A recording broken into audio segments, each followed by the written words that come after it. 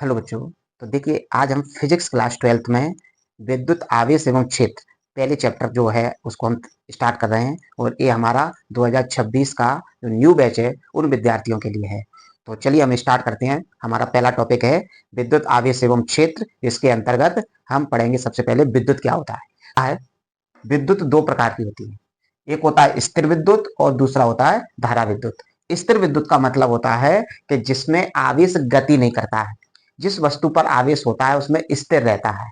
धारा विद्युत हमारा अगला चैप्टर है, अगला यूनिट है। तो धारा विद्युत का मतलब होता है जिसमें आवेश गति करता है, अर्थात इलेक्ट्रॉन गति करते हैं।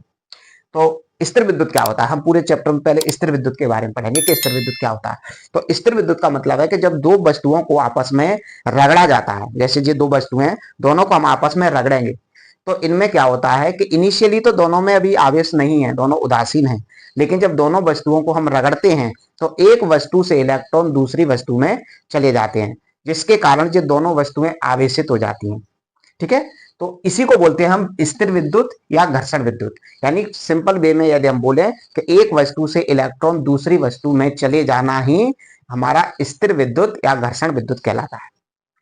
जब इलेक्ट्रॉन एक वस्तु से दूसरी वस्तु में चले जाते हैं तो दोनों वस्तु पर क्या आ जाता है, आवेश आ जाता है, अर्थात दोनों वस्तुएं क्या हो जाती हैं, आवेशित हो जाती हैं। तो घर्षण विद्युत के कारण वस्तुओं में क्या आ जाता है, आवेश आ जाता है, वस्तुएं आवेशित हो जाती हैं। अब कौन सी वस्तु पे किस प्रकार का आवेश आता है ये पता कैसे चलेगा, तो इसके लिए जिस वस्तु से इलेक्ट्रॉन निकल जाते हैं, जिस वस्तु से इलेक्ट्रॉन दूसरी वस्तु में चले जाते हैं, तो जिस वस्तु से इलेक्ट्रॉन निकल जाते हैं वो वस्तु धनावेशित हो जाती है, और जिस वस्तु में इलेक्ट्रॉन प्रवेश कर जाते हैं वो वस्तु ऋणावेशित हो जाती है। हम इसको ऐसे समझ सकते हैं, जैसे इनिशियली हर वस्तु उदासीन होती है, जिस पर जितना धन आवेश है, ये धन आवेश है, उस पर उतना ही ऋण आवेश होता है। क्या होता है, ऋण आवेश। तो अभी ये वस्तु कैसी है, उदासीन है, न्यूट्रल है। जब इस वस्तु को किसी दूसरी वस्तु से रगड़ते हैं तो इस वस्तु से कुछ इलेक्ट्रॉन दूसरी वस्तु में चले जाते हैं। तो मान लीजिए इसमें से एक इलेक्ट्रॉन दूसरी वस्तु में चला गया, तो इस वस्तु पर धन आवेश आ जाएगा। कैसे धन आवेश आ जाएगा, क्योंकि यह आवेश इस आवेश को न्यूट्रल कर देगा, यह आवेश इस ऋण आवेश को न्यूट्रल कर देगा। इस पे धन आवेश एक एक्स्ट्रा है, तो ये वस्तु कैसी हो जाएगी, धन आवेशित। और यहां से जो इलेक्ट्रॉन निकल के दूसरी वस्तु में प्रवेश किया है उसके कारण दूसरी वस्तु ऋणावेशित हो जाती है।